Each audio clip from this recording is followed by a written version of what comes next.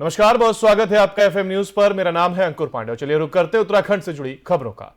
भूदसाव के बाद करहाते जोशीमठ पर मौसम की मार पड़ी है। बारिश और बर्फबारी के बाद पहले से मुसीबतों का सामना कर रहे आपदा प्रभावितों की दुश्वारियां भी बढ़ गई हैं। लोग दरक रहे घरों का सामान सुरक्षित स्थानों में शिफ्ट नहीं कर पा रहे। कई परिवारों का सामान घर के बाहर ही पड़ा है, जिस पर बर्फ जम गई है। तो वहीं प्रशासनिक स्तर पर किए जा रहे आपदा प्रबंधन व राहत कार्यों में भी व्यवधान बढ़ा है और जोशीमठ में दरार वाले भवनों की संख्या लगातार बढ़ रही है।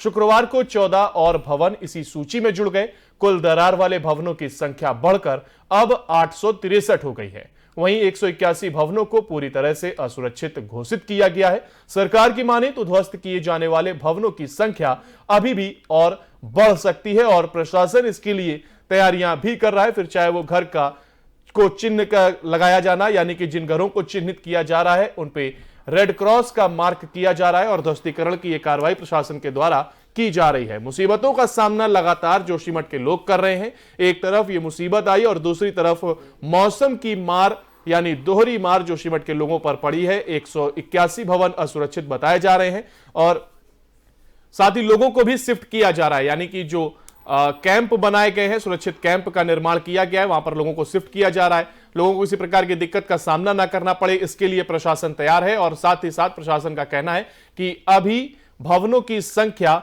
और बढ़ सकती है, यानी ऐसे भवनों की संख्या जिनको ध्वस्त किया जाना है, इनकी संख्या में अभी और बढ़ोतरी हो सकती है।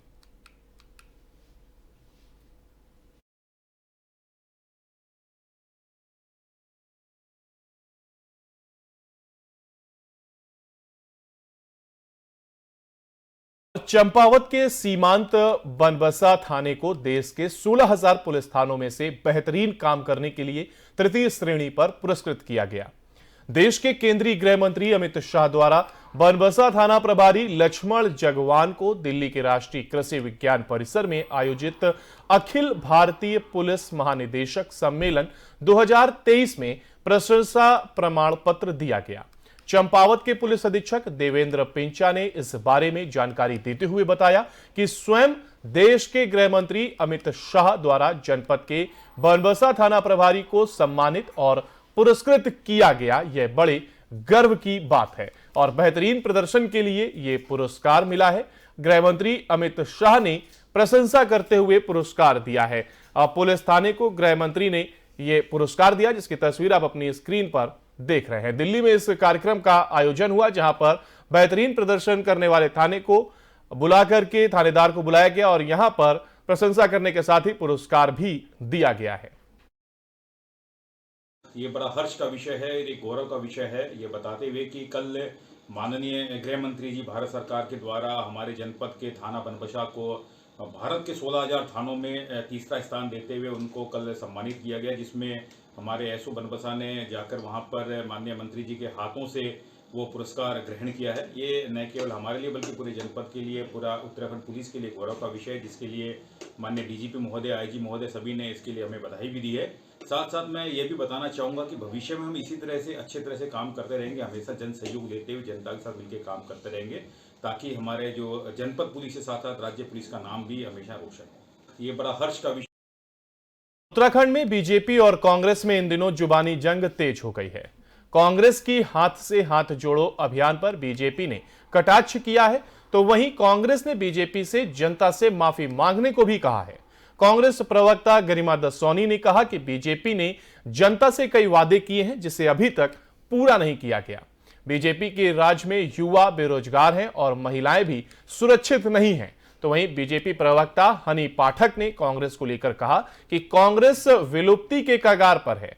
कांग्रेस को अपने अंदर झांक कर देखने की जरूरत है कि उन्होंने 70 साल राज किया और जनता को इसका कितना लाभ हुआ। उन्होंने कहा कि बीजेपी पर जनता को पूरा भरोसा है और यही वजह है कि जनता ने भारी भरकम बहुमत के साथ बीजेपी की दोबारा सरकार बनवाई है, लेकिन बीजेपी जनता के वादों पर खरा उतर नहीं पा रही है। बीजेपी ने यात्रा पर यह कटाक्ष भी किया और कांग्रेस विलुप्त के कगार पर है, यह बोला गया है बीजेपी के द्वारा, और साथ ही साथ कटाक्ष किया गया है भारत जोड़ो यात्रा को लेकर के।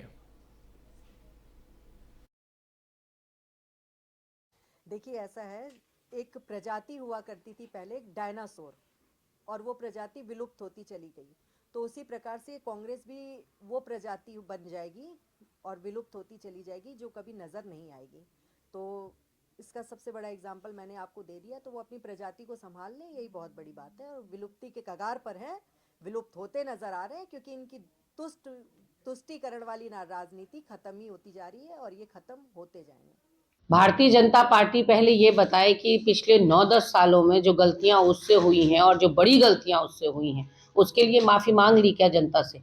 2 करोड़ नौकरियों का वादा जो आपने युवाओं से किया, जिस तरह से आपने किसानों को बहुत महीनों तक सर्द हवाओं में सड़क पर लाकर खड़ा कर दिया, मातृशक्ति के साथ लगातार जिस तरह से दुराचार और दुष्कर्म आपके कार्यकाल में बढ़ रहे हैं, आपने माफ़ी मांगी क्या? यहाँ प्रदेश के अंदर अगर महेंद्र भट्ट को याद दिलाना चाहूँ तो न सिर्फ आपके संगठन महामंत्री ने सालों तक आपकी ही महिला कर्मी के संग यौन दुराचार किया, जिसकी वजह से उसे यहाँ से बेदखल किया गया। उसके अलावा द्वाराहाट के विधायक आपके महेश नेगी, वो भी दुष्कर्म के मामले में आरोपित हैं।